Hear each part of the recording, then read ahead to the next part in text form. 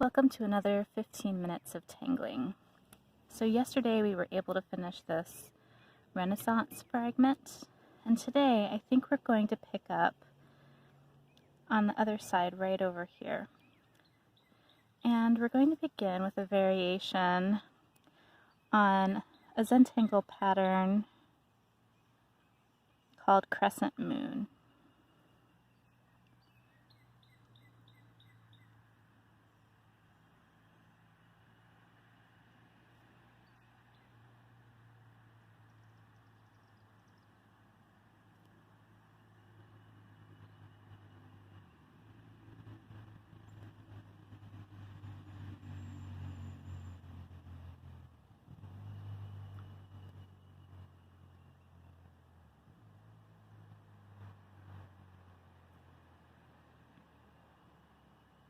I think I'll leave it up there on that side.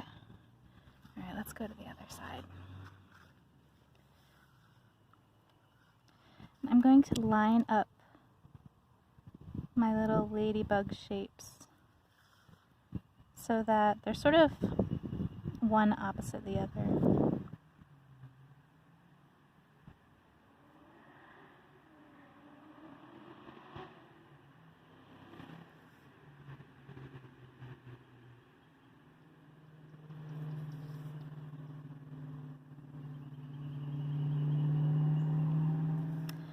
And then I'm going to add just a bit of decoration.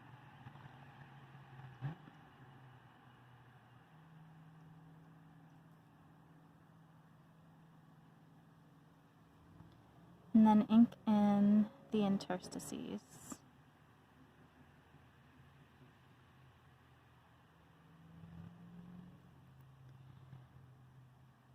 So today I decided to return to the natural area that I visited yesterday, but I'm in a completely different section.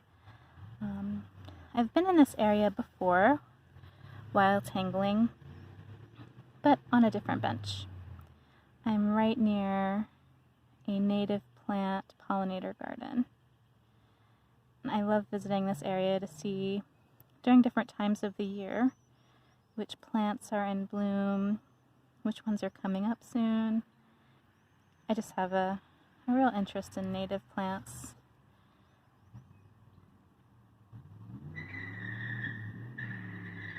There's also a road quite nearby, so you might hear a bit of the traffic. There's a car out there making quite a bit of noise.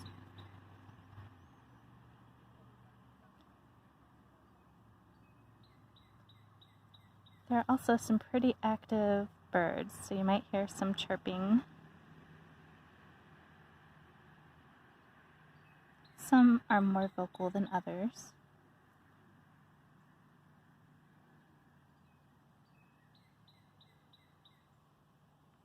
There's a bit of a breeze. Sometimes it's really light, sometimes it's pretty strong. It was quite warm today. I think it's the warmest we've had so far, getting into the 80s.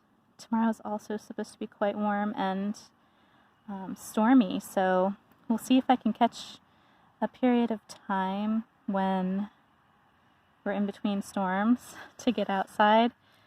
If not, I will be happy to tangle at my kitchen table.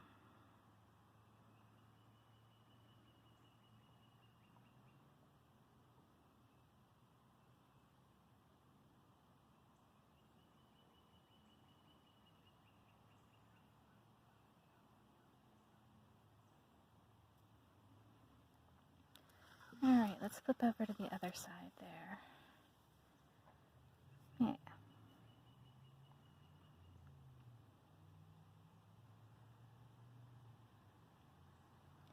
It's been nice hearing people's responses to these videos. My sister and nephew told me that they're watching the videos each day.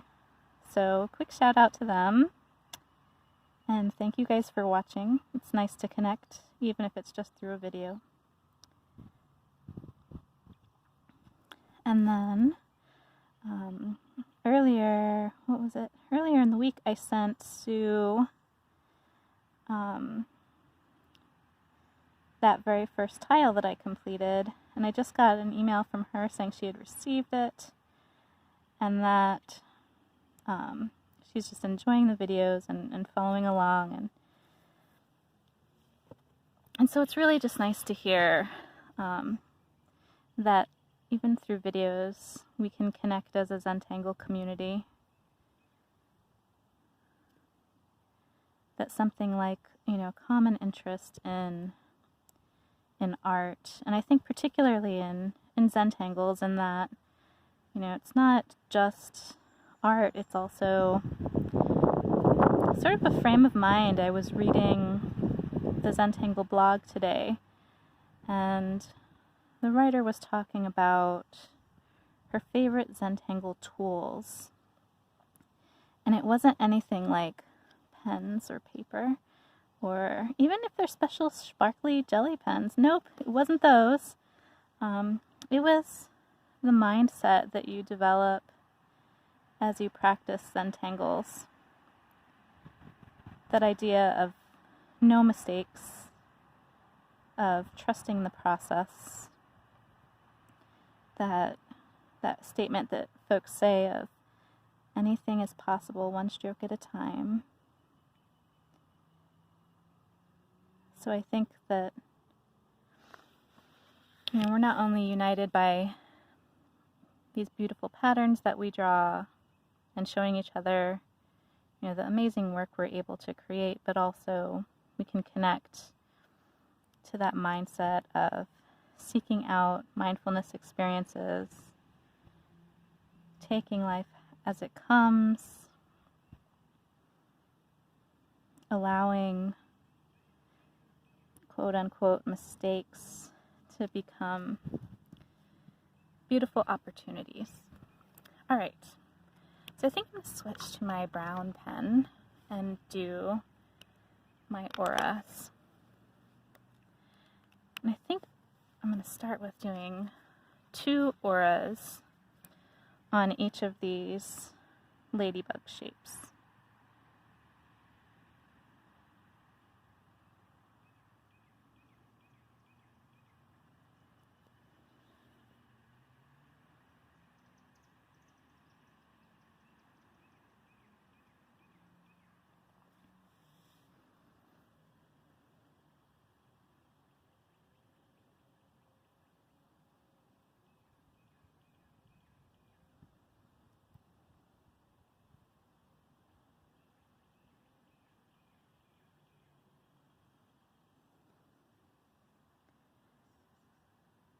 To my left is this beautiful barn, and just beyond it, all of the woods with the trails that we were hiking on yesterday, and the bench that I was Zentangling on yesterday.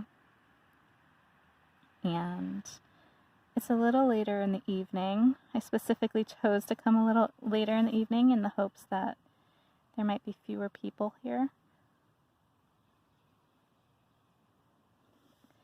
So the sun is slowly starting to set just to my left. It's quite a nice time of evening to come out and tangle. And thankfully, we haven't had a ton of rain most recently, and it's still early in the season, so there's not a lot of mosquitoes.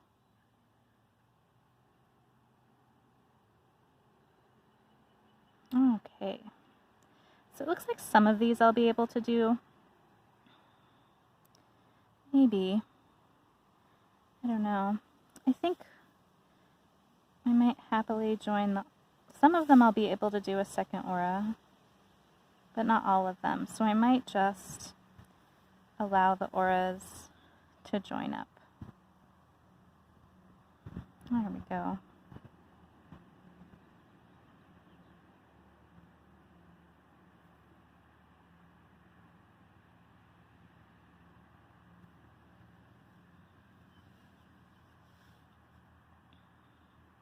These guys might be able to have their own second auras. Let's find out. They might bump a little. We'll find out.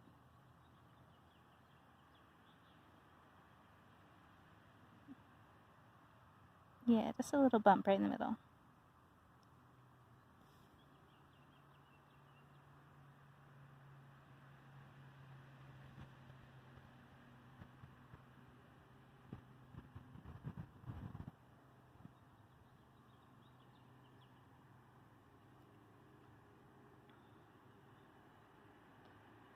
As I was walking to this bench, I was passing a little bit of a grassy area.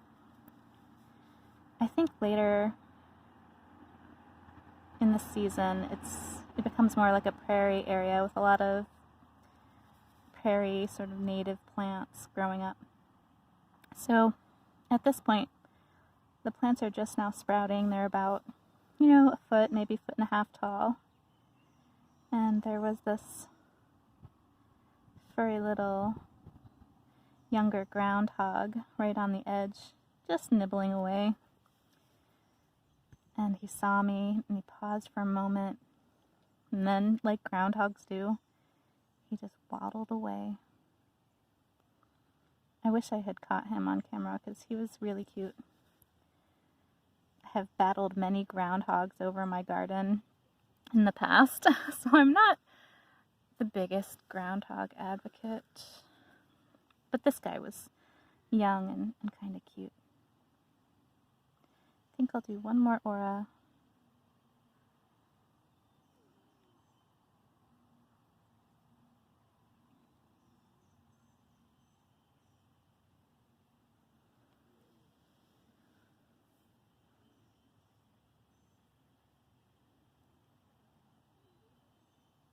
And here's some folks coming down the pathway, chatting away.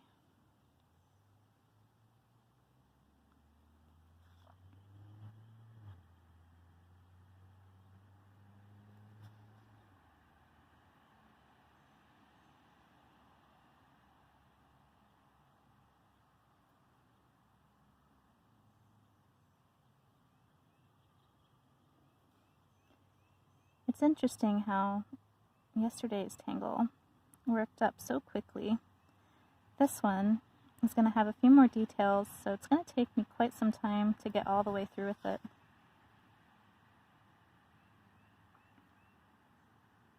Well, we're going to join those guys up. There we go. And one last aura here.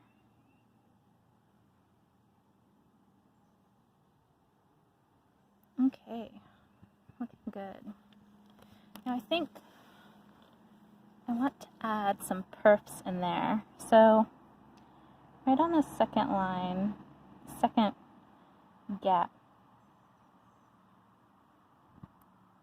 I'm going to add some perfs.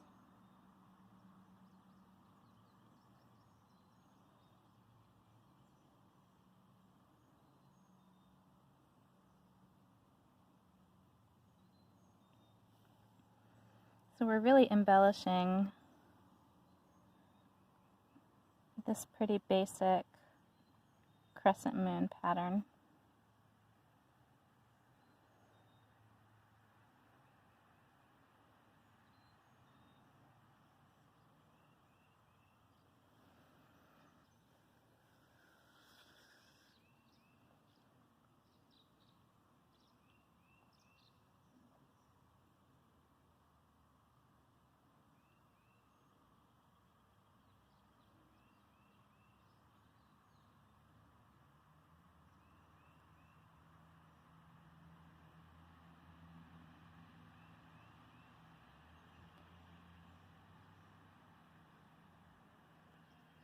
This pattern isn't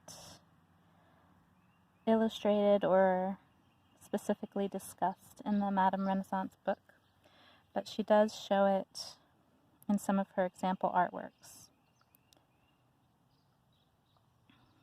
So again, it's really nice to be able to follow her book and get some inspiration.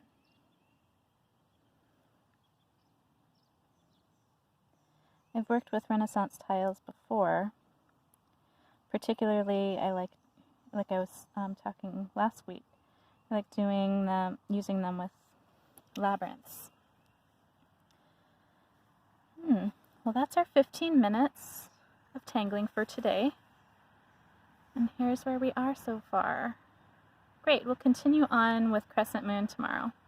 I hope you have a wonderful rest of your evening. Bye-bye.